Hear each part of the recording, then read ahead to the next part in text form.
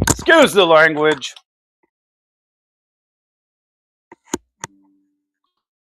Look at our feet. Hold on.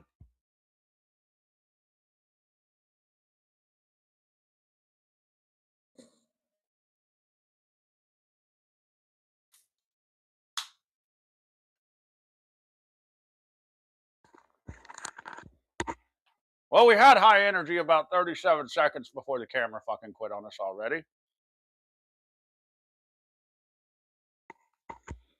Welcome back, Ultra Nation citizens, to the shittiest My Head's Not in the Fucking Frame podcast on goddamn Rumble.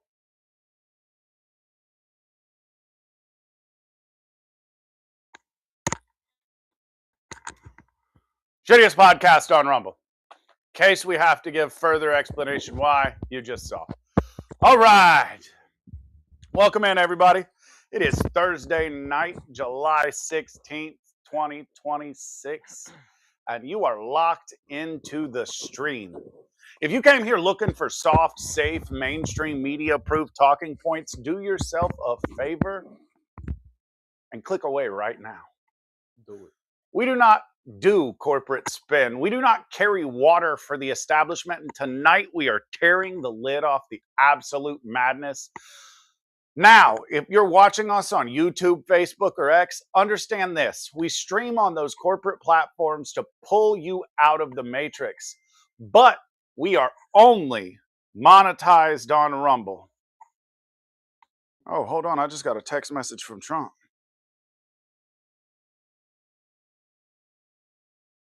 Oh, we are definitely going to be watching that tonight, too. We are only monetized right here on Rumble. If you want to keep this independent media machine alive and support unfiltered truth, click the pinned link in the chat. Get your ass over to Rumble and hit the green follow button right now.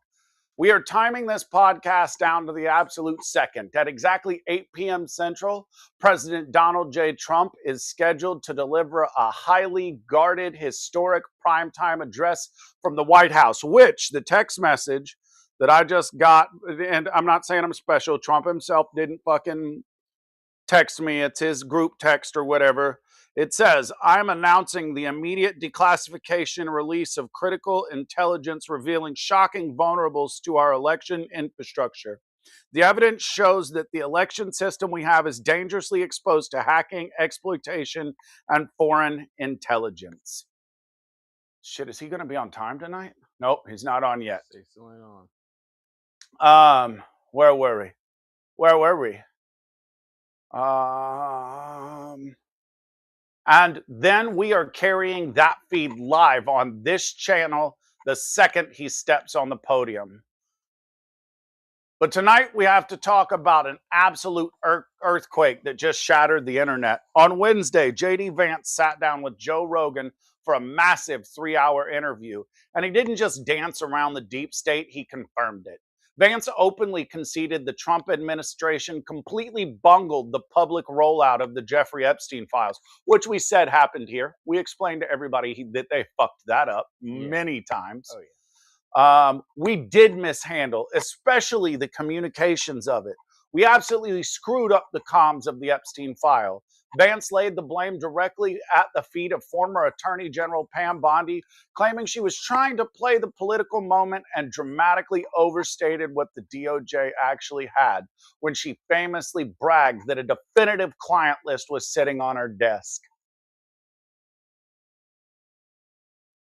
But Vance did not back down on Rogan. He eventually declared himself one of OG Epstein conspiracy theorists, and he said the quiet part out loud on the biggest platform on earth, stating he clearly had connections to the highest levels of American intelligence. He had connections to the highest levels of Israeli intelligence. He named names, pointing directly to the left of center factions in Israel and former Prime Minister Ehud Barak, detailing how Epstein's deep state ties bypass the political right completely. Meanwhile, in the battle for our national sovereignty has reached a boiling point. On Tuesday, Secretary of State Marco Rubio launched a sweeping whole of government campaign to... Oh, all right. We're going to We're going to stop the mono for a second. 1 minute. On the fucking YouTube channel. He's not on their YouTube yet. On X. He's on X. Okay, guys, we'll get back to the podcast in just a second. All right, President Trump. Share. Why are we not on your YouTube channel, Don? There we go.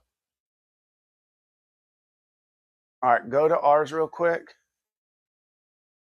Why is it? What the fuck? Share. It's not adding it to stage.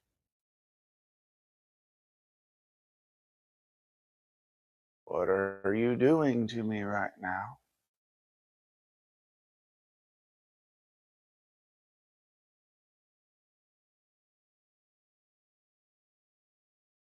Jesus fucking Christ.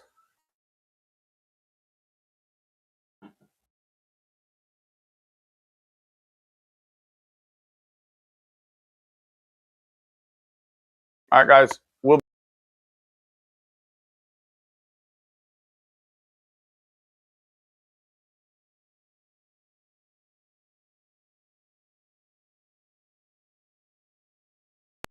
Mike, start screen share, President Trump, share. There we go. All right, check our podcast and make sure that, thank you, sir.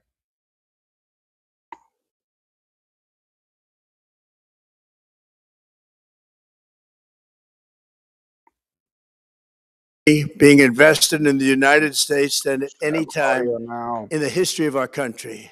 More Americans are working today than ever before.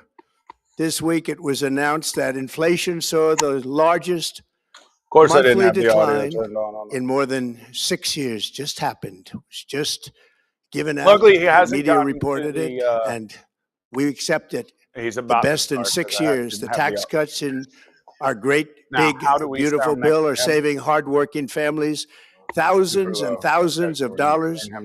Like with the provisions, no tax on tips, no tax on overtime, and no tax on Social Security for our great seniors, along with the interest deduction on a loan used to purchase a car, but only if that car is made in America, and a 100% expensing for our job-creating businesses. Yeah. Our stock markets are at their highest point in many years, but we can actually say of all time. And your 401ks, pensions, and retirement accounts are setting records every single day, the highest in history. Not talking about. For years, we paid the highest price for prescription drugs anywhere in the world. Now we pay the lowest price under my most favored nation's policy because I was able to get the rest of the world and the pharmaceutical companies to act responsibly. Drug prices are coming down by 70, 80, and 90%. TrumpRx.gov, this will ultimately reduce the cost of health care. You have to go to TrumpRx.gov and take advantage of it. But the cost of health care is coming way down because of what we've done with prescription drugs. And with Trump accounts, every child in America now has access to a tax-free investment account to save for their future. Billions and billions of dollars are being invested, put in by companies and individuals to take care of our children so that at age 18, they will have potentially hundreds of thousands of dollars in their account, and they'll get off to a great start in life. So for that, go to trumpaccounts.gov and sign up your child or any child who'd like to sign up. Our previously wide open borders have been transformed into the most secure borders in the history of our country, with 0 illegal aliens being admitted to the United States. Yeah, we just got to be a little loud, just a wee bit loud. Months. That is 0. Nobody thought it was possible. We had the worst border in the history of our country, and now we have the best. Crime is plummeting nationwide with the murder rate at its lowest level since 1900, or more than 125 years ago. We're making a record investment in our armed forces, and we have the strongest and most powerful military by far anywhere in the world. I built it during my first term, and unfortunately, we're forced to use it now. Now, we are hoping we won in Venezuela, which is now working with us to produce millions and millions of barrels of oil. Of course, this is the fluff piece. We are likewise winning big in Iran, and you will see the fruits of that labor very, very shortly. America is back. Yeah, normally he's doing really well. 20, 30 but we minutes still late have a minimum. Major challenge that must be urgently addressed, because no country can be great without fair and honest elections. Here we go. You have to trust your country, because if there can be no trust, there can be no greatness. And that's very simple. No trust, like a banana republic. No greatness. For many years, I've called for bold, swift, and decisive action to protect the integrity of America's elections.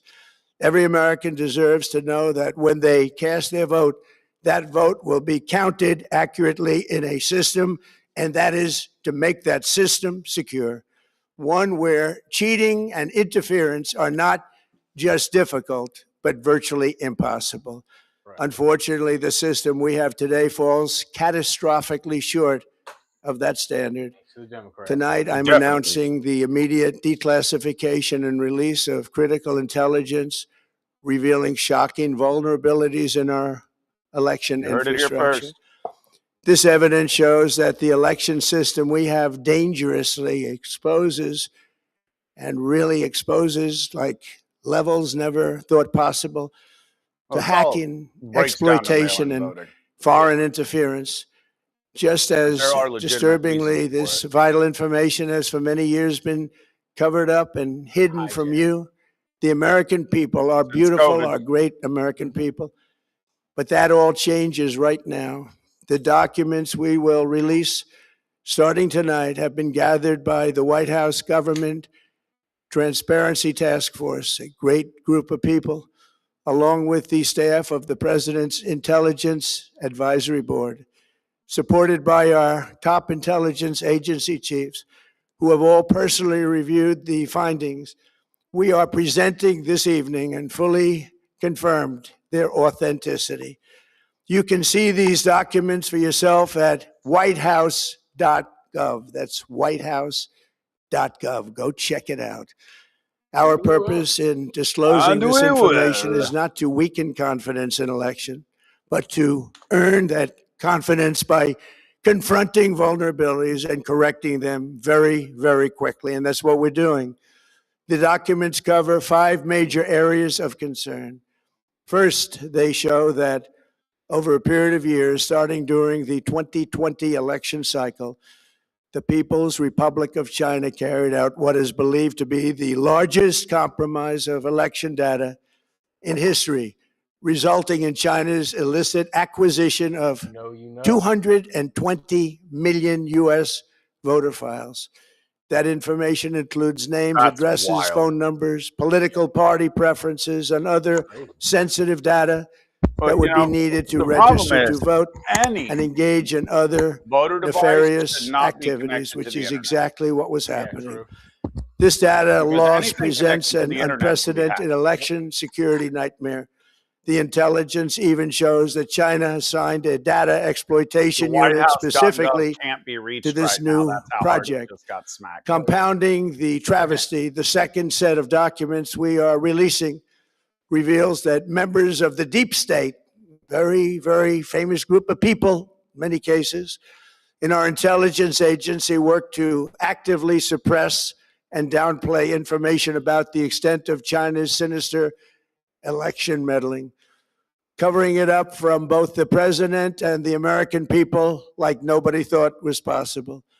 U.S. spy agencies began learning about the compromise of voter registration files in 2020 when they discovered that tens of millions of voter data, think of that, tens of millions of voters' data in 18 states have been bought, stolen or hacked by China. Yet those responsible for sounding the alarm instead kept the information secret and hidden. They did not disclose to me as president or to anyone else, and to the best of our knowledge, they did not inform Congress. In fact, all they kept saying is, this is the most secure election in the history of our country. That's all they ever said. Very pat line that was divvied out to say. Only the cover-up of Trump, this though, because colossal security years, breach say, is even more disturbing in light of the additional information showing that China engaged in other election-related activities to undermine my first administration and our 2020 campaign. They did not want, and they just didn't want it. They fought like hell not to have it, Donald Trump, to win, and for good reason. As the documents we are releasing show, CIA reporting explicitly stated, and I quote, in mid-2018, the Chinese Communist Party's policy was to leverage all domestic and foreign elements that were opposed to the U.S. president in an effort to reduce the U.S. president's votes and make him resign or prevent his re-election. Isn't that nice?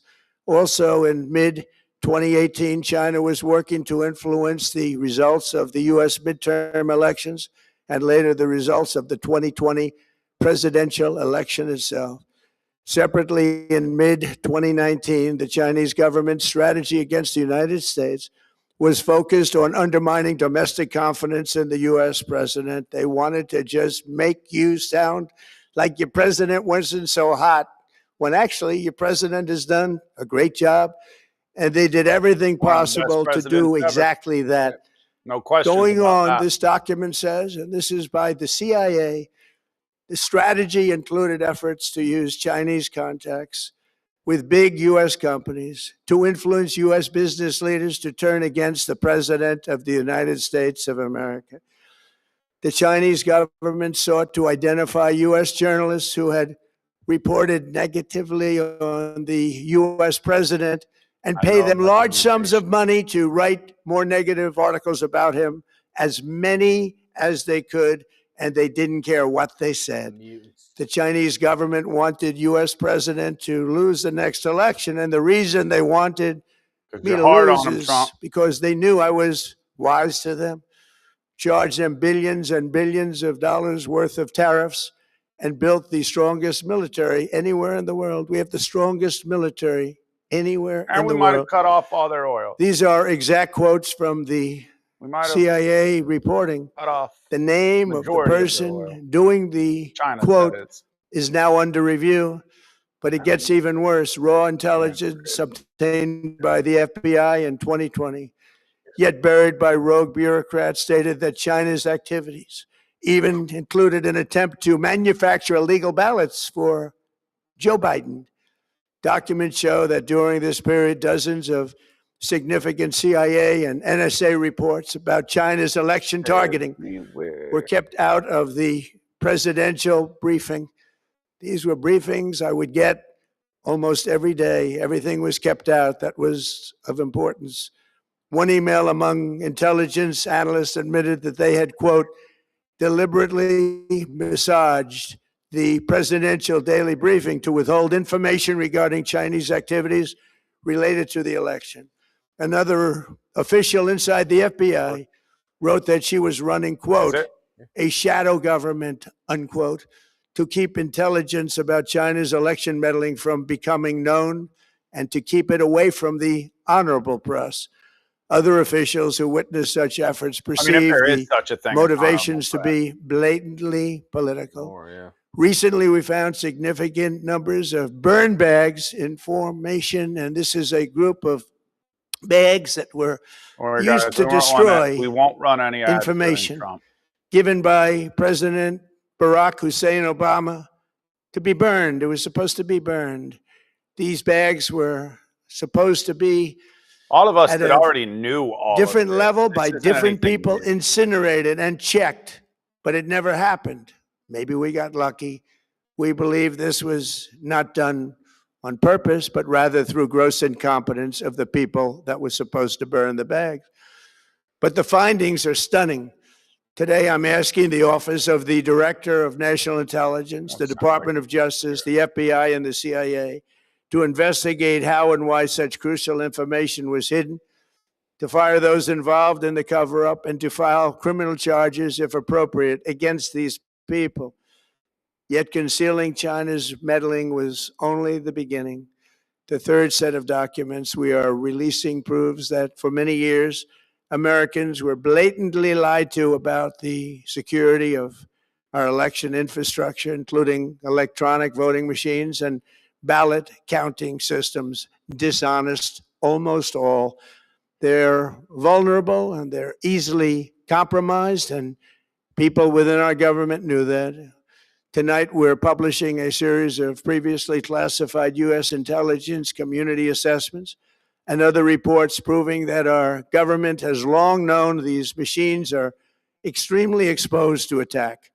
As one assessment states, we judge that the United States adversaries, including at a minimum Russia, China, Iran, North Korea, as well as non-state groups, have the capability to compromise U.S. election infrastructure. That's unquote, but that's some statement, isn't it? Made by supposedly great patriots of our country. The document goes on to further state that, quote, we assess that centralized election-related data repositories, such as voter registration databases, poll books, and other official election websites are most vulnerable to exploitation, and adversaries could use this access to these systems to disrupt election processes within the United States of America. Makes sense, actually. Tonight, we're releasing all of those findings and spanning from January 2020 to June 2026. This is a cyber threat aimed at the very heart of our democracy. Many people have questioned whether it could actually be possible to electronically manipulate vote totals or change election results on these terrible machines. Well, maybe we'll get some. Today, we are releasing documents that show the CIA obtained reporting of a specific plot to do a big number in favor of the corrupt Maduro regime in Venezuela. And that's exactly what happened, conspiring to digitally rig their own country's elections in 2020, and that's what they did.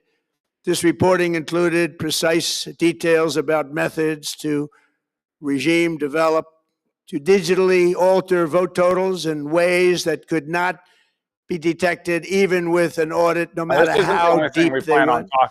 This intelligence underscores why we must take urgent action to ensure that our own system can never, ever be hacked or compromised like it was in the past. Keep it off the fourth set of documents reveals that even when significant evidence of fraud has been detected, it has been buried and covered up.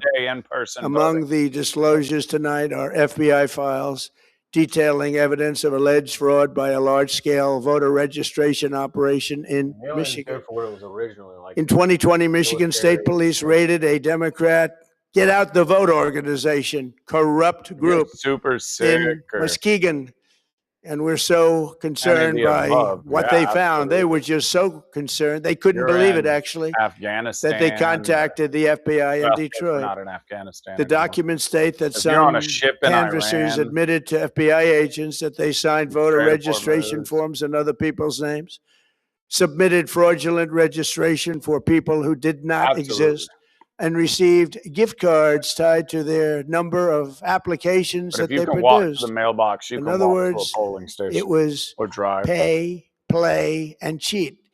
The FBI agents working on the case believe that crimes were committed, yet the Biden Department of Justice slow-walked the investigation and killed it. Tonight, I'm asking the FBI director to ensure that the matter is fully investigated and to work with the Department of Justice to prosecute those responsible for any crimes. Finally, to reveal just how vulnerable our elections continue to be, we are releasing the results of a stunning investigation by the Department of Homeland Security. According to the DHS review, state voter rolls and public records, They identified approximately 278,000 non-citizens who are registered to vote in federal elections. 278,000. Since Democrat states refuse to share their voter files, the real number is actually much higher than that. Yet, They don't. even this limited analysis found more than 250,000 foreigners illegally registered to vote.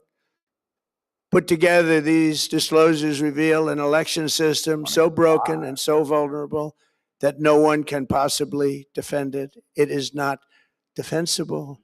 Hundreds of millions of U.S. voter files are in the hands of foreign governments.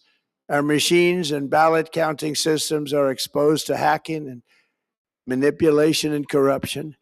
China and other countries have been trying to meddle in our elections. Evidence of fraud has been buried. Hundreds of thousands of non-citizens and dead people are listed and active on the voter reason rolls. dead people And matter yet is we still because have they elections still with those mail-in no votes. voter ID, So those mail-in no votes proof of citizenship, are still and able to tens be of tallied millions and of ballots counted. floating So when they say aimlessly dead through the people are mail. voting, As one obviously, and I example hope of the everybody insanity, understands, that California's doesn't recent mean that, election you know, for mayor of LA zombies are and walking governor up to the polling was station held on June or 2nd, anything like long that. time ago. But it It was means just that completed mail-in ballot a is few being days ago on used. July 10th. Think of that, much more than 1 month. And then something Took I'm a month to surprised he count the hasn't votes. talked I about wonder what they is were doing. the people This that have is moved worse out of than state that are any still third voting world because country. they have There's no mail-in third ballots world as well. country that has elections like we have. In a rare move, NBC and ABC fake news have both said that they would not cover this speech. They knew what it was about because worry, of the Trump, fact that they don't we're like the posting. topic, because they know how corrupt our system is and they don't want to reveal it. They and others in the media are part of a plot. They want to continue this fraud for whatever reason. They want to keep it going. They want to protect the radical left. They can't have a great country, and that's true. You can't have a great country without free and fair elections. It's hard to make Fraud like America this great should again. mean a revocation of their licenses. They use our public multi-billion-dollar in value airways for absolutely no money. They pay nothing. All we want is honesty in our elections and honesty in reporting. They pay nothing for multi-billion-dollar assets. Great damage has been done to our country. Our elections were left vulnerable to being rigged and stolen, and the trust of the American And people a lot of was that was lost. done by This state cannot be governments allowed to continue. circumventing Every American, whether you're a the rules. Republican, Democrat, independent, or rules that otherwise, their should be individual able to agree constituents that we voted on. deserve the most secure, honest, and fair election system anywhere in the world. Secure elections should be a partisan, really, we should be together, Democrats, Republicans, independents, everybody. And it should not be a partisan issue. It should cause to unite us, not to divide us. This should be a cause. We should be united, You not mean the United divided. States In light of the America? brand new and irrefutable information I have revealed tonight, my administration is in the process of notifying the states whose election data was compromised by the People's Republic of China and many others. We will be working closely to mitigate any harm, and we're taking swift action to ensure that sensitive voter data is better protected so we can You never want me be to shut the door? bought, we can No. never be hacked, and we can never watch a stolen election again. Tomorrow, the Secretary of Homeland Security will hold a briefing to outline his department's recent work confirming cyber vulnerabilities in our electronic voting systems. They are bad. We're in the process of informing governors, senators, and members of Congress of potential issues in their states. If you look at voting today, it's in such bad shape in so many states, and we are committing to fix it. And we're also committing to be working with those states and local jurisdictions to help them fix and patch known technical vulnerabilities before the midterm elections. We have very important elections coming up. We want those elections to be honest. I've also ordered DHS to notify every state about non-citizens on their voter rolls and direct them to remove all ineligible voters from the lists immediately. But most All the importantly, illegals that addressing need to this be removed. crisis of election security demands that Congress must pass the Save America Act. Even if we have to destroy the filibuster. How easy is that to do unless you want to cheat? The only reason you wouldn't do it is you want to cheat because your policies are so bad and your candidates are so pathetic that you can't get away or can't get elected any other way. This landmark bill requires that all voters must show photo voter ID. How simple is that? It's illegal to show your photo, ID at please? all when you vote. Photo voter States ID. like California. All voters must provide proof of citizenship. Are you a citizen of our country, please? And hopefully there will be no corrupt mail-in ballots, which if you watched California and so many other places, mail-in ballots are inherently corrupt. So you would have no mail-in ballots except for illness, disability, military deployment, or travel if you're going away on business or vacation. These reforms are urgently needed to stop the vulnerabilities that I've mentioned. To all Americans, I ask you to pick up your phone tomorrow, call your representatives in the House and Senate, and demand that they pass the Save America Act without delay. Bust the filibuster. Together we will restore faith and confidence in our country, and we will be bigger, better, and stronger than ever before. Thank you. God bless you. God bless our great military. And God bless America. Thank you very much. Thank you, Mr. President.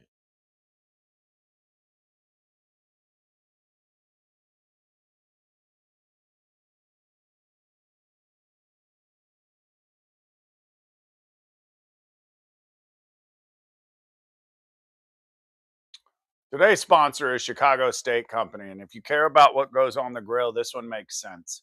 Use code SAVOR, SAVOR, for their summer steak offer. These are not random grocery store steaks. Chicago Steak Company ages select cuts for tenderness, hand cuts them, and ships them packed cold so dinner is already a lot closer to steakhouse quality before the grill even lights. The Savor package includes USDA prime filet mignon, Chicago bestseller, and the ultimate gift assortment on orders of $179 or more. They add 4 premium boneless petite strip steaks, 6 apple pastries, free shipping, and a $25 account credit after shipment. Good for 6 months. Link is in the description. Use code SAVOR at mychicagosteak.com. Again, SAVOR at mychicagosteak.com.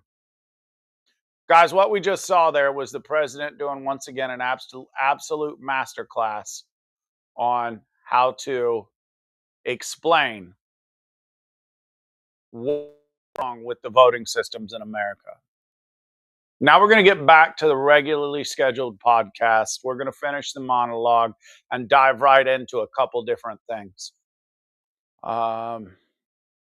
Meanwhile, the battle cry for our sovereignty has reached a boiling point. On Tuesday, Secretary of State Marco Rubio launched a sweeping whole-of-government campaign to systematically dismantle the International Criminal Court. Rubio wrote a blistering op-ed in the Wall Street Journal titled, "Why We Are Dismantling the International Criminal Court," declaring most of us would struggle to imagine a world in which U.S. soldiers, police officers, Border Patrol agents, and elected leaders could be dragged before an international court, tried by judges from random countries across the globe, found guilty under international laws we neither consented to nor control. The administration is reacting to an ongoing ICC investigation, alongside pressure from international activist groups urging the ICC to target our domestic policies and military strikes. Rubio has officially drawn a line in the sand, telling our treaty partners, including the UK, France, and Germany, that if they rely on the U.S. military defense but submit to the ICC's false authority over Americans, they will face severe U.S. sanctions, travel bans, and visa revocations. Of course, critics are pointing out the hypocrisy here, noting that during his Senate career, Rubio co-sponsored the Senate Resolution 546, which praised the ICC as an international tribunal that upholds the rule of law when it was investigating Russian war crimes in Ukraine. But now that the spotlight is on us, the State Department is threatening to choke the court's funding and freeze its assets. Rubio is making it clear, back off our soldiers and our borders, or we will shut down your court brick by brick. Hold on, because that just went.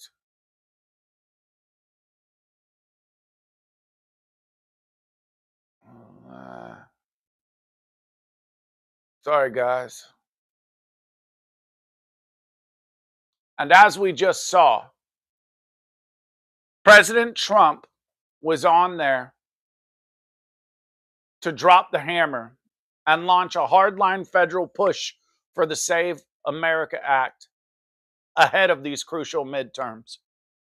This bill would implement a nationwide mandate requiring voters to show documentary proof of citizenship like a passport or a birth certificate every single time they register to vote. Now, the Brennan Center and other analysts are warning this could disenfranchise up to 21 million legitimate American citizens who lack ready access to those papers. How the fuck could you lack access to papers that could prove you're an American citizen? It sounds like what Democrats are saying is if you're a woman or you're a person of color, you're just too stupid to get the proper paperwork in order to be able to vote in an American election, a national election, which in our, and I'm going to go ahead and lump you in this, generalized opinion means they're racist and sexist. Yep. A lot of ifs. Let's not forget the absolutely insanity we saw when the FBI. That's the wrong part. Sorry. Anyway, the whole point is, once again, Democrats are saying if you're a woman, you're too stupid to make sure you have the proper papers. And if you're a person of color, you aren't intelligent enough to have the proper papers. But they're also the same group of people that asked for our vaccine passport. And that means something because a vaccine passport was identification to prove that you got a shot. But asking for identification that you have the right to vote in our national elections is asking too much.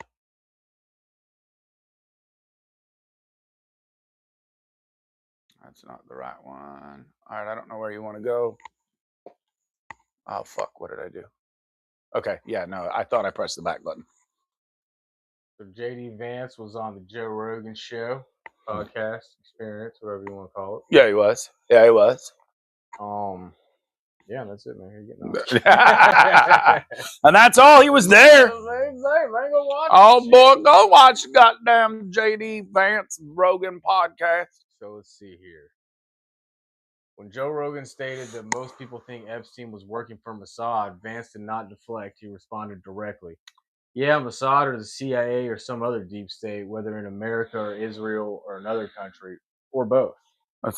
Oh, wait, it's almost like we didn't already know that. Mm-hmm. It's almost like that hasn't been reported on this podcast multiple times. You know what's funny is, surprised it never got brought up, but Peter Thiel, which is what I'm sure a lot of people are, talking about with Vance. It's in the comments a lot that he was one of Vance's biggest backers and he was involved with Epstein, but it did not get brought up. Which is surprising because usually Rogan will dive right into those uncomfortable segments and he has a capability to get people to say things. Yeah, exactly. So I'm kind of surprised with Rogan. I was expecting that to come up. But let's see here. There you go. That was for y'all. All 21 of y'all. Don't forget to hit the like, hit the subscribe, hit the follow button, turn on your notifications, and comment in the comment section. He clearly had connections to the upper highest levels of American intelligence. He clearly had connections to the highest levels of Israeli intelligence. Honestly, it seemed like Epstein knew everybody. Well, and that is a damn sure fact. Like, he was one of those people that gathered power. You know who he almost reminds me of? J. Edgar Hoover. Okay. Yeah. I mean, if you look at why Hoover ran the FBI, and I'm not saying that he had that kind of power, but he had that kind of, not Epstein, but Hoover had that power from collecting data on people. Yeah. Now, I don't know if Epstein cross-dressed. I bet he did. Yeah, I mean, he at least has a painting of Bill Clinton. Yeah, I know, right? It's so weird. So weird. Let's see, and then Vance theorized that while Epstein had friends on both sides of the aisle in the U.S., his Israeli operations were highly targeted. He noted that Epstein was deeply connected to the elements of the Israeli deep state that were left of center, specifically referencing former Israeli Prime Minister and Defense Minister Ehud Barak, rather than Benjamin Netanyahu's right-of-center coalition. The Wexner tax blackmail theory Vance brought up an underreported angle, calling it a separate conspiracy. He pointed to Epstein's role as the tax guy for billionaire philanthropist Les Wexner and probably Peter Thiel. Vance theorized that Epstein was running highly complex, off-the-books tax maneuvers that were not on the up and up, using financial leverage and tax fraud as a primary blackmail tool alongside sexual extortion.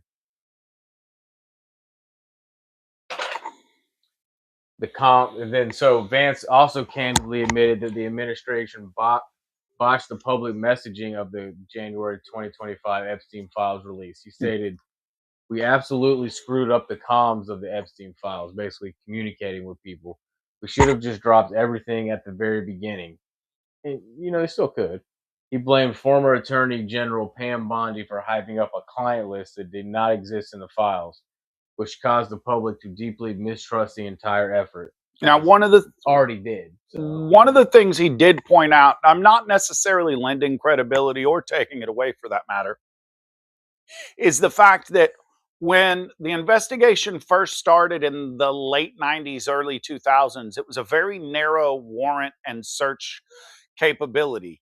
They weren't looking for a broad scope and a client list and everything else. What they were looking for was to pin this guy for sex trafficking and hurting minors. Yeah.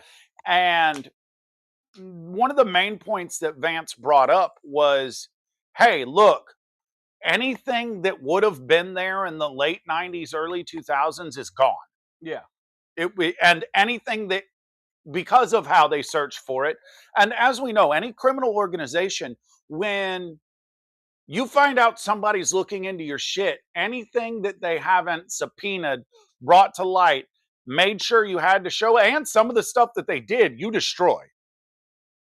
Now, he is right. Pam Bondi fucked it up going, we have a client list if there was no client list. And I heavily emphasize on the if. Mm-hmm.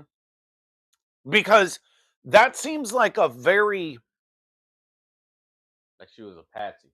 Well, and beyond that, that seems like a very specific set of words to say if you didn't. Mm-hmm. Yeah. Well, he also said that, the same thing Cash Patel said, because of court shit that they couldn't show everybody. But it's like, I don't know. That seems loose. He did bring up one point that I did kind of understand when he was like, a lot of the people that were victims were also co-conspirators. And it kind of makes sense. Hey, you bring in this chick talking to another chick, you bring in a couple chicks, then you can get some money, you can get out. And I've seen plenty of stories in that fashion, and maybe not as deep as, definitely not as deep as Epstein, but where they're like, hey, I can help you get paid. Honestly, I believe that's how Ghislaine got involved. Oh, yeah. It was like, hey, I'm going to fuck with you for a while, but then if you bring me some bitches, we can, at that point, we can start paying you and you can become a millionaire. Right. And so I do get that some of the people that were originally victims could have become co-conspirators. You have Munchausen syndrome, which is I'm pretty sure that's the right syndrome, which is a very well documented where somebody falls in love with their captor and then That's Stockholm. Okay, Stockholm. Yeah, my yeah, bad. yeah. Munchausen's where I try to hurt you. Yeah, And you try to like yeah. make your own kids sick so they need you. So that they need you. Yeah. So I had the wrong one. Yeah. But Stockholm syndrome. Thank you for the correction, because I definitely fucked that up. But Stockholm syndrome, where it's kind of like, hey, I fucked you over so bad in the head that now you want to help me because now I'm the good guy. Exactly. So like I could definitely see where having to redact somebody that was originally a victim, you would later have to redact them because they're a co-conspirator, so that those lines couldn't be connected. But there's still too many questions. And at the end of the day, whether it was Pam Bondi, Donald Trump, or just the complete fuck up of the entire DOJ from the 90s all the way to the 2020s, we still have unanswered questions. Yeah, there's a lot of unanswered questions, like the binders. Like that shit was goofy. Well, I do agree with what he said, that it was like, oh, well, she was trying to capitalize on a political movement. I do think that's what she was trying to do. Because if you notice, Pam Bondi spent a lot of time in front of cameras. Yeah, she did like her camera time. She definitely liked her camera time, which is questionable at best for somebody in any sort of authoritative position. And then another thing that came up, the Yoni Karen emails. The declassified files contain extensive email correspondence between Epstein and, I guess, Yoni Karen, a high-ranking veteran of Israel's military intelligence and Mossad. Files prove Karen was a regular visitor to Epstein's New York mansion and that Epstein personally funded Karen's medical and cancer treatments in 2012. Let's see. Files document dozens of meetings and private emails between Epstein and Ehud Barak, the former prime minister. And military defense minister. Yeah. The declassified records show Epstein's foundation funneling direct payments to foreign military organizations, including a $25,000 donation to Friends of the Israel Defense Forces. Military? Yeah. The IDF. That's going to be a rehash. Nah. Nah. So yeah. Start there, I guess. Yeah, if you're going to, I would just run it top to bottom. Yeah. Because you're going to do a little repeating, but it's just rehashing. Yeah, if you came here looking for a soft, safe, corporate media-approved talking points, do yourself a favor and click away right now. We do not do corporate spin. We do not carry water for the establishment. And tonight we are tearing the lid off absolute madness of the last 48 hours. If you're watching us on YouTube, Facebook, or X, understand this. We stream on those corporate platforms to pull you out of the matrix. But we are only monetized right here on Rumble. If you want to keep this independent media machine alive, click that pin link and get in the chat. Yeah, stop there. Yeah, we already read that, didn't we? Yeah. Okay, let's go. And then maybe on Wednesday. Well, no. Hold on. Sorry, guys. Our shit acted a little weird today. Got a little weird on us. I know, so Joe Rogan brought up something interesting that, like, a guest, he didn't name the guest, but he said he's already ruined anyway. But a guest tried to get him Tim to come sure out. did say he's already ruined it. Yeah, he tried to get a guest, wanted him to come out to one of the mansions or whatever for the Epstein shit. And he was like, nah, dude, I'm not weird. So, and it was after fucking Epstein had already been convicted of hurting he was people. already indicted for shit. That's so weird. That makes me think that it might have been a bit of a blackmail thing, because they're like, shit, dude, if we can get Joe Rogan fucking, you know what I mean? We can compromise him. That's a big one. But Joe Rogan, not being a fucking weirdo, was like, nah, I'll do jujitsu. I would probably start right about there, actually, because this all looks different. The Epstein Files Phase 1 back in February 2025, only for when they released those binders, only for the public to find out they were mostly redacted public documents. that led to massive public distrust, and Trump eventually fired Bondi back in April 2026. But Vance did not back down on Rogan. He officially declared himself one of the OG Epstein conspiracy theorists and said the quiet part out loud on the biggest platform on earth. When Rogan asked him straight up if Epstein was working with Mossad, Vance responded, yeah, with Mossad or CIA or something other, or both.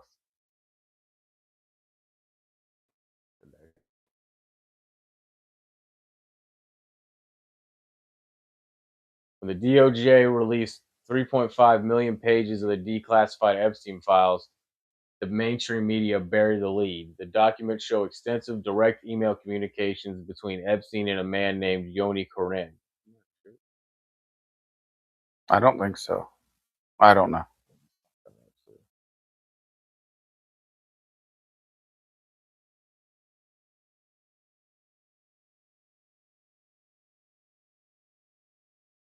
Vance also exposed a separate angle that the corporate press refuses to cover: Epstein's role as a financial tax guy for retail billionaire Lex Wexner.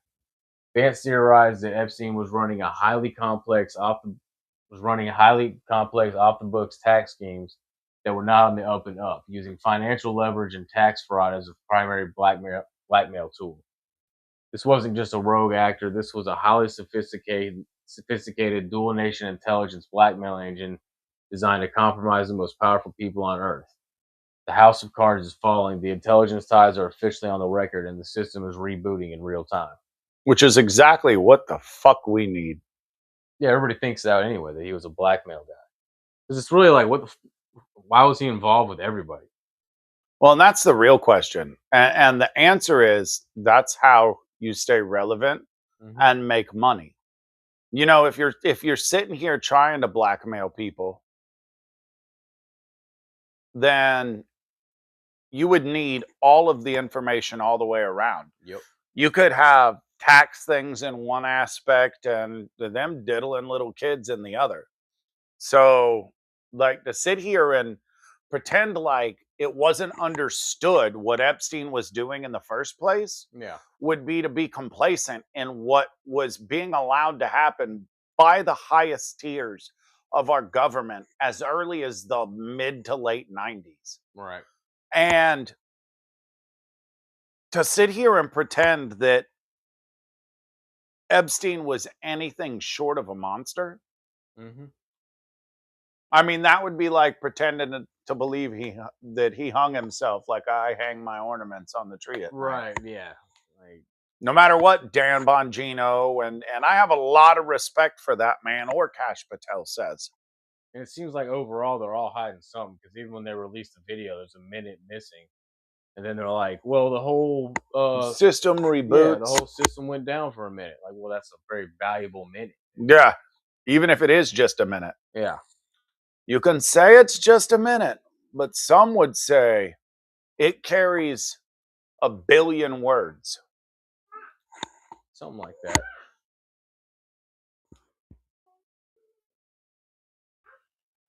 You doing an ad? I don't tell him yet. I'm just kidding. We're not doing it.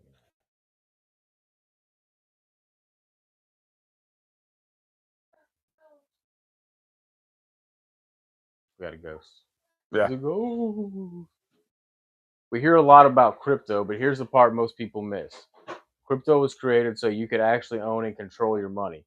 After the 2008 financial crisis, Bitcoin was designed as an alternative to banks. So instead of a bank holding your money, delaying transfers, or limiting access, you're in control.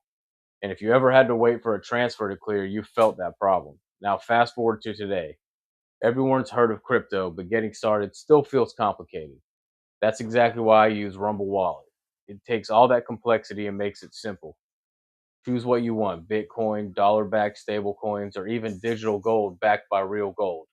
No complicated setup. It connects with MoonPay, so you can use your credit card, debit card, or bank and be up and running in minutes. Once you're set up, you could even support your favorite Rumble creators like me directly. Us, asshole. Us. These guys. These guys. So do this now. Scan the QR code or click the link in the description and download Rumble Wallet. From there, you can set up your wallet, tap buy, and you're in the game. In just a few minutes, you can go from hearing about crypto to actually owning some.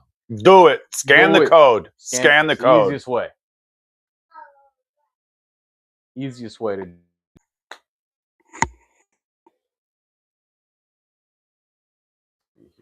Marco Rubio's war on the International Criminal Court.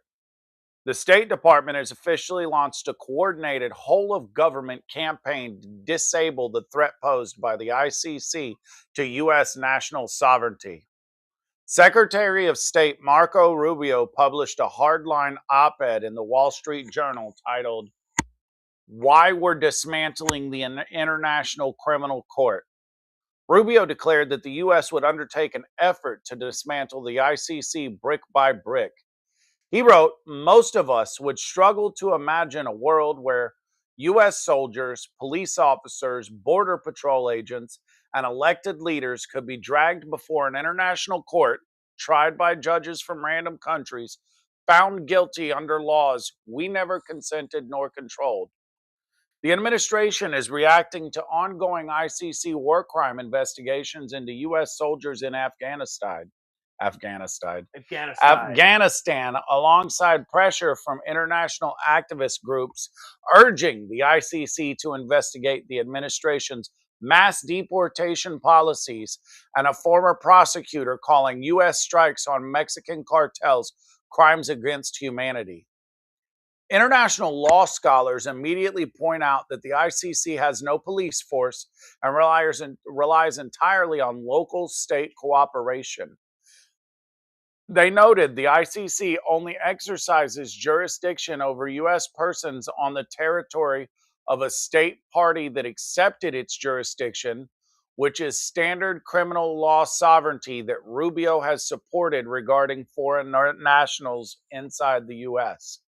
Well, let me just make a statement on that, because, yeah, Rubio supported what they were doing at one point, but that's like saying I supported Joe Biden in the early 90s, but I didn't. That's not what I'm saying. But I'm just using that as a for example so the dumbass liberals would understand. But I also didn't support Joe Biden when I realized that he had full-on dementia. Like, you can support something for a while and be like, hey, I support what they're doing. And then when their growth or overreach goes too far and they're starting to do stupid things like, say, us killing Mexican cartel members that are smuggling drugs that kill 500,000 Americans a year and across the southern or northern border, is mainly southern is where we were killing them, is a war crime against humanity, or, things like that. So, like, to sit here and be like, well, Rubio used to support him, but now he doesn't. Well, it's funny because you can change your mind when people start doing dumb shit. Yes. Critics highlighted that during his Senate career, Rubio co-sponsored Senate Resolution 546, which praised the ICC as an international tribunal that seeks to uphold the rule of law and endorsed its jurisdiction to investigate Russian war crimes to Ukraine. And that is a valid point. When it was talking about how that Russia was fucking up and attacking Ukraine, that was very valid. That was something we could talk about and go, hey, the ICC is doing good shit. But to sit here and be like, well, now the U.S., the Border Patrol, because we want to have sovereignty, even though there is a wave of sovereignty going across Europe right now because how illegal immigrants are starting to destroy their way of lives, and saying Border Patrol should be held to certain standards by some criminal court that has no jurisdiction over Americans. As Rubio pointed out, he was like, hey, we had a revolution over people trying to do this shit. And they've only been around since 2002. Like, fuck out of here. Get right the fuck. You're good for us while you're good for us, but the minute you start getting stupid, we're done with it. Like, I completely agree with Rubio. The ICC should have looked into war crimes from Russia against Ukraine. Yeah, But where they got stupid was saying that Border Patrol agents could get arrested. Marines for Afghanistan could get arrested. Like, we arrested our own Marines for crimes against people in Afghanistan. So, like, you don't have any right or sovereignty to sit here and tell us, well, you didn't do enough. And and also, America is the only ones that are gonna arrest Marines. Yeah, and America's I can promise you that. probably funding the ICC. Yeah, but I mean, like, No, I get what you're saying. Yeah, if anybody else besides the Marines' boss tries to do that's anything, that's gonna be that's gonna be a problem. They don't fuck around. The State Department is preparing travel bans, visa revocations, and complete financial sanctions on ICC personnel. Under planned measures, any American citizen or banking entity cooperating with the court could face criminal prosecution, as they should, especially when they talk about arresting American politicians, Marines, or Border Patrol. Potentially penalizing humanitarian workers and investigators. This creates massive friction with treaty allies like UK, France, and Germany, who are members of the Rome Statute. Well, at the end of the day, do we pay for your protection? Do we pay for NATO? Do we pay for the UN? Are we the reason you don't fucking speak German? Yep. I'm just asking for a friend. Yeah. I'm just asking for a friend. Like, get the fuck out of here. Probably don't even need to be paying into NATO anymore, honestly. We do well. We don't, because at the end of the they day, really got our back. They don't. You know, that's why everybody's, and this isn't even a subject for tonight's podcast, but so many people are up in arms because Trump said that he was going to charge a 20% fee. And here's the thing, okay? Iran was trying to charge money to go through the Strait of Hormuz so they didn't fuck you up. So they were doing like old school mafioso, New York, New Jersey extortion, where it'd be a shame if somebody burned your building down. You break your knees. Be a shame. What Trump's doing is saying, you're going to have to give us 20% of what makes it through, because we actually are protecting you from them attacking your ships. Okay? And moreover, so to sit here and try to like compare the two makes you an idiot. Not Trump, not MAGA, not Republicans. Because in international law, it very specifically states you can't embezzle, or what was the word you used? Was that the word? Extortion. You can't extort money out of people moving goods, but you can charge them a fee for actual protection. The United States isn't the ones threatening to shoot ships going through the strait. That was, say that 5 times fast. Yeah, shit. I'm pretty impressed with that one, if I do say so myself. But we damn sure found out when we asked NATO countries for help making sure that the strait was open that we needed to charge something, because they were all like, yeah, so we're what? You need help making sure people nah. Hey, but wait, we want to get our stuff through. Okay, cool, 20%. Like, I have no issue with that. And anybody in mainstream media that's out there going, well, it's the same thing as the mullahs. No, it's not, because we're not threatening to blow their shit up in order to get the protection money. We are literally protecting it. Our American troops, our sons and daughters, our fathers, every person that wears that United States military uniform, pick one, is putting their life at risk to make sure 20 to 25% of the nation's oil, or of the world's oil, makes it through that strait. And it's not because the person threatening to blow it up is us. The fuck out of here with that. Oh my God, America wants to charge a toll. No, we're charging an actual protection fee because we're actually protecting from somebody else's aggression. Yes. Tangent. Sorry. To end the podcast on a light note, on Wednesday, July 15th, President Trump and human rights attorney Jared confirmed the successful release of an American dual citizen who was barred from leaving Iran. Diana Karari is a 53-year-old, I butchered your name, sorry, is a 53-year-old Iranian U.S. dual citizen and tech professional. Under a valid Office of Foreign Assets Control license from the U.S. Treasury, she ran the Children of Myrrh Foundation, a nonprofit providing books and literacy programs to impoverished children in rural Iran. In December 2024, under Joe Biden, Karan traveled to Iran to visit her family. When she attempted to board a flight home, Iranian authorities seized both her U.S. and Iranian passports.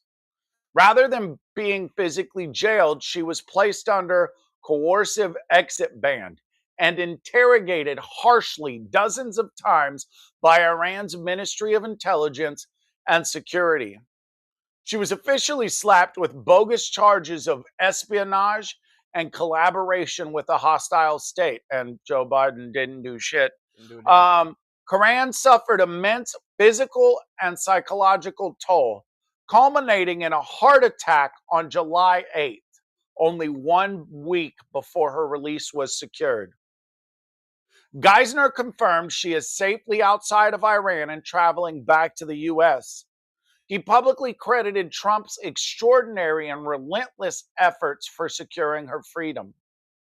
Geisner publicly thanked James W. Foley Legacy Foundation and Diane Foley, that's the mother of slain journalist James Foley, for assisting in her rescue.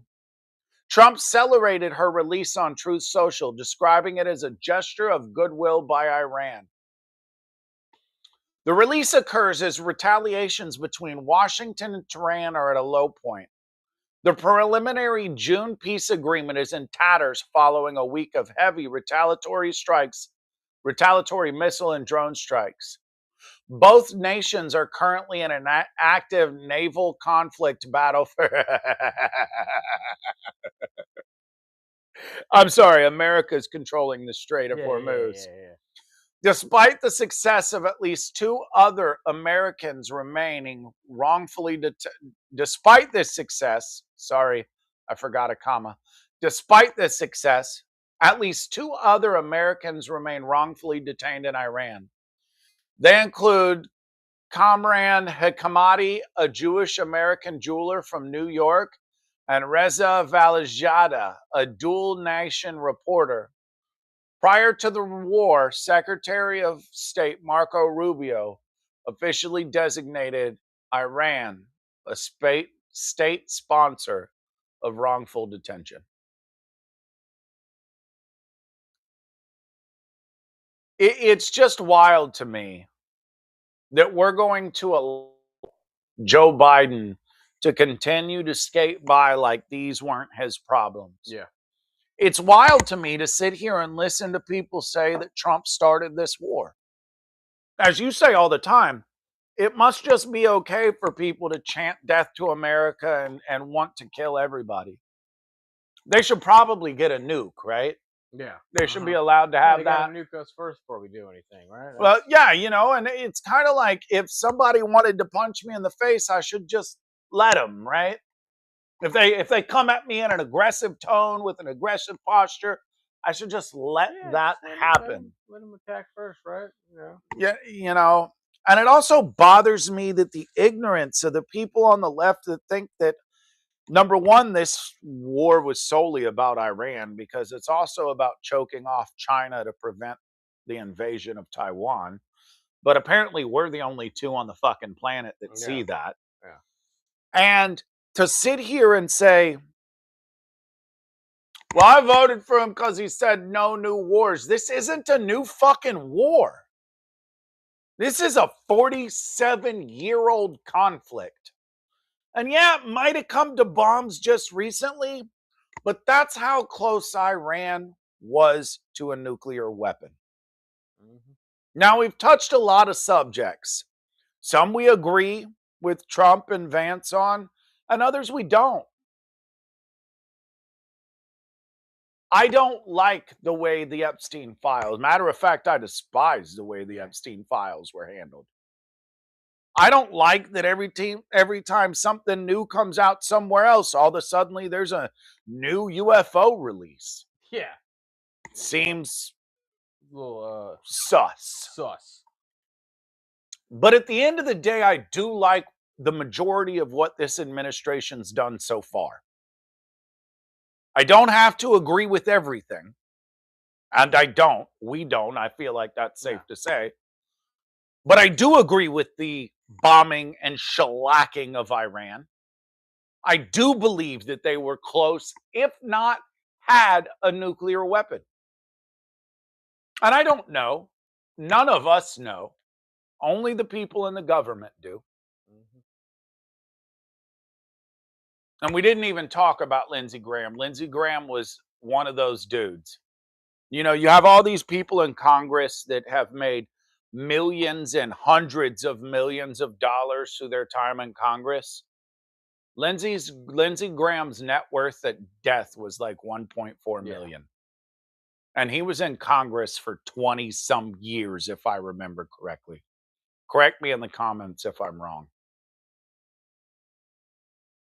AOC's been in there like 4 years or 8 years or whatever and has 30, 40, 50 million dollars worth. Crazy. Which is wild that she used to make Mai Tais and now makes great investment strategy portfolio choices. End of the day, hit the like button.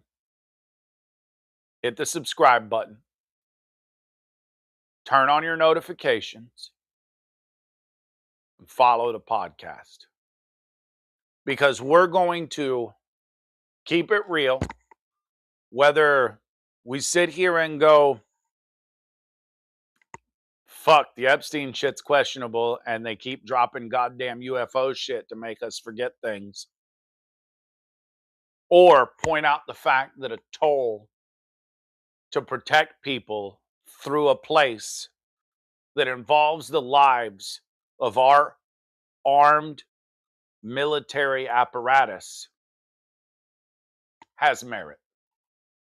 Yes. We're not the ones threatening to burn the building down. We're not the ones extorting money out of people. When protection truly is protection, you have to pay for it. Look at Taylor Swift when she shows up somewhere. Do you think all those armed guards around her just did that for free?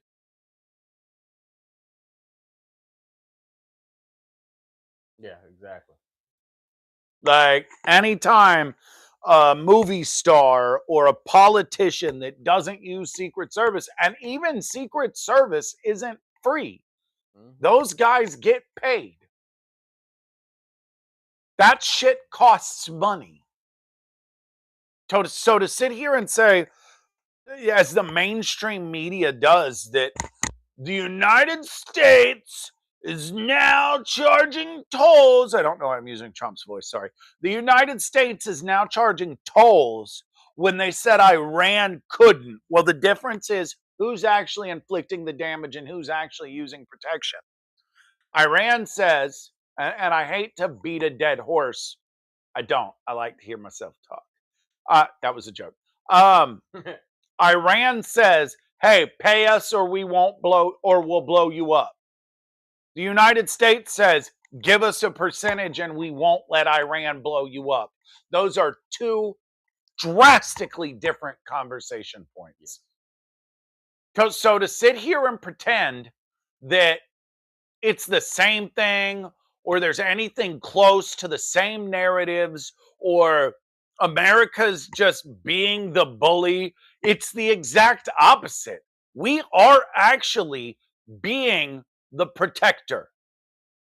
We are protecting other countries' commodities so that they can make it through a body of water that they shouldn't need protection from. But the problem is the entirety of NATO snubbed their nose. Some countries said you can't even land your planes or fly over our airspace that are supposed to be our allies, that are literally protected by your and my tax dollars. So to sit here and pretend that us charging a fee for protection and Iran charging a fee for protection is the same thing in the mainstream media, which is what they're doing, is an abso-fucking-lutely disgrace. Because it's not. They're nowhere near the same. It's not the same at all.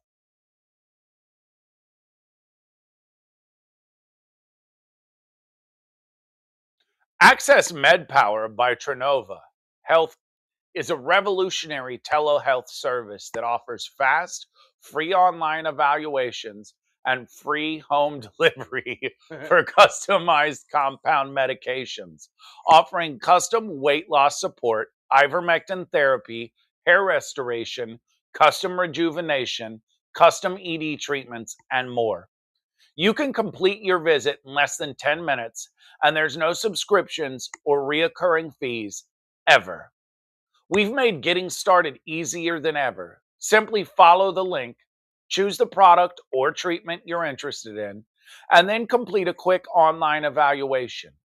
Within days, your custom meds will arrive to your door.